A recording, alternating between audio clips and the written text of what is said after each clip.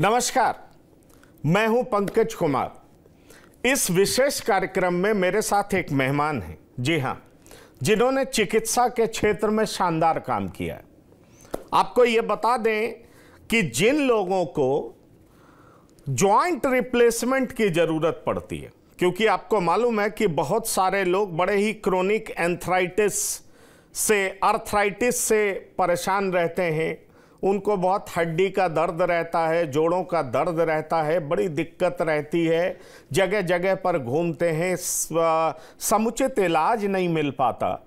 तो निश्चित तौर पर उन्हें एक ऐसे चिकित्सक की ज़रूरत होती है जो कि उनका इलाज कर सके। आज हमारे साथ वैसे ही एक चिकित्सक हैं जिनका नाम है डॉक्टर स्वरूप पटेल, और वो डायरेक्टर रोबोटिक जॉइंट रिप्लेसमेंट है। मतलब जॉइंट रिप्लेसमेंट किस प्रिसीजन के साथ किया जाए, कितना परफेक्शन के साथ किया जाए, इसमें इनकी मास्टरी है। और ख़ास बात यह है कि इन्होंने इस लेटेस्ट टेक्नोलॉजी का इस्तेमाल बनारस जैसे शहर में किया है, ताकि आसपास के क्षेत्र के लोग जो कि गांव में रहते हैं, जिनके लिए दिल्ली आना संभव नहीं है, मुंबई जाना संभव नहीं है, जिन्हें बहुत तरह की दिक्कतों का सामना करना पड़ता है, वो इनके पास आ सकते हैं और ये उन्हें उस तरह की टेक्नोलॉजी से उनका इलाज कर सकते हैं, वो भी उतने ही किफ़ायत में कि उन्हें और कहीं जाने की ज़रूरत नहीं पड़ सकती है। तो मैं सबसे पहले डॉक्टर स्वरूप पटेल का अपने इस खास एपिसोड में बहुत स्वागत करता हूं। डॉक्टर स्वरूप पटेल, आपका बहुत स्वागत है TV9 के इस प्लेटफॉर्म पर। धन्यवाद। Thank you. डॉक्टर स्वरूप पटेल, मैं आपसे ये पूछना चाहूँगा कि आजकल लोगों को बहुत ज़्यादा प्रॉब्लम जॉइंट्स में क्यों होता है, और जॉइंट्स में इस हद तक प्रॉब्लम लोगों को हो रहा है, जबकि हम कहते हैं कि अब हम लोगों का लाइफ एक्सपेक्टेंसी बढ़ गया है, हम जीना सीख गए हैं, हमें पता है क्या खाना है क्या नहीं खाना है। लेकिन अब बच्चों को दिक्कत हो रही है, कम उम्र में दिक्कत हो रही है, जॉइंट की समस्याएं बहुत ज़्यादा आ रही हैं, कूल्हे टूट जा रहे हैं। तो इतने तरह की प्रॉब्लम्स लोगों को हो रही है। और हम कहीं भी, क्योंकि अगर मैं बात करूं दिल्ली में, तो लोग अलग अलग हॉस्पिटल में चक्कर काटते दिखते हैं और उनको हमेशा लगता है कि उनकी जो परेशानी है उनसे उनको निजात नहीं मिल पा रहा। तो ये समस्या इतनी बढ़ती क्यों जा रही है? इस समस्या के बढ़ने का कारण हम लोग स्वयं, ऐसा कहने से लोग आए तो आश्चर्यचकित भी हो सकते हैं, पर हमने अपनी डाइटरी और अपनी लाइफस्टाइल, हमने अपने खाने पीने की शैली, हम बाहर का बहुत ज़्यादा खाने लगे, हमने एक्सरसाइज करना बंद कर दिया, हमने अपने शरीर का बहुत ध्यान नहीं रखा, हम दूध का सेवन धीरे धीरे करते कम करते जा रहे हैं, हमारा बाहर निकल के स्पोर्ट्स खेलना बच्चों में वो सब भी खत्म हो गया है। तो आप बदलाव देखेंगे कि अब हम अपने घर के अंदर बहुत ज़्यादा सीमित होते हैं, कार में बैठ के कहीं चले जाते हैं, तो हमारा वॉकिंग भी कम होता जा रहा है, हमारी डाइटरी हैबिट भी बदलती जा रही है। आदमी पहले अपने घर पे ही खाता था, अब वो बाहर रेस्टोरेंट इस तरीके की चीज़ों से खाता है, अब ऑनलाइन मंगा के खाता है। हालांकि मैं इसके विरोध में नहीं हूं, लेकिन हमें अच्छा खाना है, हमें स्वस्थ रहना है, हमें एक्सरसाइज करनी है, अपने वजन को संतुलित रखना है। समय समय पे जैसे जैसे उम्र बढ़ती है, हर उम्र के पड़ाव पे कुछ शारीरिक जरूरतें होती हैं, उसे हमें समझना है, और उनमें अगर हम कोई कमी कर रहे हैं तो हमें उसे दूर करना है। अगर हम ऐसा कर पाते हैं तो हम बहुत सारी समस्याओं को, जिनमें से जोड़ों की गठिया और ऑस्टियोआर्थराइटिक पेन्स, ये सारी चीजों को हम दूर कर सकते हैं।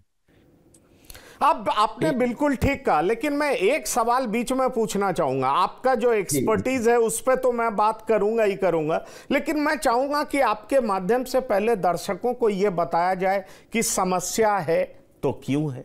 क्योंकि अगर ये दर्शक जान जाएंगे, कहते हैं ना precaution is better than cure, तो अगर प्रिकॉशंस लेना शुरू कर देंगे, क्योंकि आजकल लोगों में एक ये फीलिंग्स अब भी आ रही है कि अब हम अपने हेल्थ का बेहतर ध्यान रखते हैं, हमारे अंदर अवेयरनेस बहुत ज़्यादा बढ़ गया है, लेकिन हम देखते हैं कि अब लोग ज़्यादा बीमार पड़ते हैं। एक तरफ टेक्नोलॉजी में एडवांसमेंट दिखता है, मेडिकल फैसिलिटीज बढ़ती जा रही है, तो दूसरी तरफ बीमारियां भी बढ़ती जा रही। तो मैं इसीलिए आपसे ये सवाल कर रहा था कि बहुत तरह का कंफ्यूजन भी तो हमें इंटरनेट के माध्यम से, अलग अलग लोगों के माध्यम से हमारे अंदर फैल जाता। आजकल लोग कहते हैं वीगन डाइट, मतलब आप दूध लीजिए ही नहीं। अब एक आप कह रहे हैं आजकल लोग दूध नहीं पीते, कहीं पर ये कॉन्सेप्ट चल जाता है कि भाई आप इस तरह का डाइट लीजिए, क्योंकि ये जो दूध हम पी रहे हैं वो बड़ा अननेचुरल सा दूध है, क्योंकि इसमें जो प्रोटीन है वो डाइजेस्टेबल नहीं है। और वो पता नहीं न्यूजीलैंड का रिसर्च वगैरह भी कोट कर देते हैं, क्योंकि हम जर्सी गाय का दूध पी रहे हैं। पहले देसी गाय के दूध में कोई और प्रोटीन होता था, वाइटामिन्स होता था, जर्सी में कोई और है जो कि ह्यूमन बॉडी के द्वारा डाइजेस्टेबल नहीं है, इसलिए हमें नहीं पीना चाहिए। तो एक ये भी फैशन काफी चल गया है कि मिल्क और मिल्क प्रोडक्ट से दूर रहिए। पर अगर आप मिल्क नहीं लेंगे तो आपका बोन कैसे ठीक रहेगा, और बोन ठीक नहीं रहेगा तो आप चल कैसे पाएंगे, खड़े कैसे हो पाएंगे। तो मुझे लगता है डॉक्टर साहब लोगों का भी कंफ्यूजन होगा, मेरा भी कंफ्यूजन है, कृपया इसको दूर करें। हमें लगता है आपके सवाल बिल्कुल सही है। जितनी ज्यादा रिसर्च होगी उतनी ज्यादा चीजें सामने आती हैं, और कुछ समय के लिए उस पर कंफ्यूजन का विषय भी बना रहता है, विशेषज्ञों के लिए भी और एक सामान्य व्यक्ति के लिए भी। हमें अपने वापस जाना पड़ेगा आज से 50, 60, 100 साल के आसपास पीछे। इस प्रकार की जो समस्याएं हमें आज हो रही हैं, जैसे जोड़ों में गठिया, जोड़ों में दर्द, कमर में दर्द, चक्कर, नींद ना आना, इस प्रकार की समस्या आज से 50 साल 100 साल पहले नहीं थी। वहां अलग समस्याएं होंगी, पर यह समस्या नहीं थी। यह समस्या न होने का कारण क्या था? शुद्ध भोजन मिलता था, चाहे वो मांसाहारी हो चाहे वो शाकाहारी हो। लोग उसे पाने, अपनी जीवन शैली जीने के लिए मेहनत करते थे, तो शरीर एक श्रम करता था जिससे कि और बेहतर बनता था, जो कि आज युग में छूटता जा रहा है। जैसे रही बात हमारे कैल्शियम दूध न लेने की, तो कैल्शियम एक बहुत जरूरी पार्ट है। हाँ, ये विचारधारा हो सकती है कुछ लोगों की, कुछ रिसर्चर्स की, कि हमें दूध का सेवन नहीं करना चाहिए, पर इसका यह मतलब नहीं कि हमारे शरीर में कैल्शियम नहीं जाना चाहिए। हमें अन्य और तरीकों से कैल्शियम को शरीर में रखना ही रखना है। अगर ऐसा नहीं होगा तो हड्डियां कमजोर होंगी, जल्दी टूटेंगी, जल्दी खराब होंगी, बैंड होंगी, बहुत सारी समस्याएं आएंगी। तो उस लिस्ट में नहीं जाकर, पर मैं अपने श्रोताओं से, सभी से इस बात का आग्रह करूंगा, 3 चीज बहुत महत्वपूर्ण है। आप किसी भी विचारधारा को मानते हो, शरीर में जो जरूरी तत्व है वो आप तक पहुंचने चाहिए, जिस भी माध्यम से। मेरा अपना पर्सनल ये होगा, जैसे हम पहले जीवन जीते थे उस पे चलें, दूध पिए, फल फूल खाएं, ताजी सब्जियों का प्रयोग करें, फ्रिज में रख के 10 दिन बाद ना पका के खाना खाएं, बाहर से खाना खाना हमें कम कर देना चाहिए, और जो भी पकाएं घर पे बनाएं।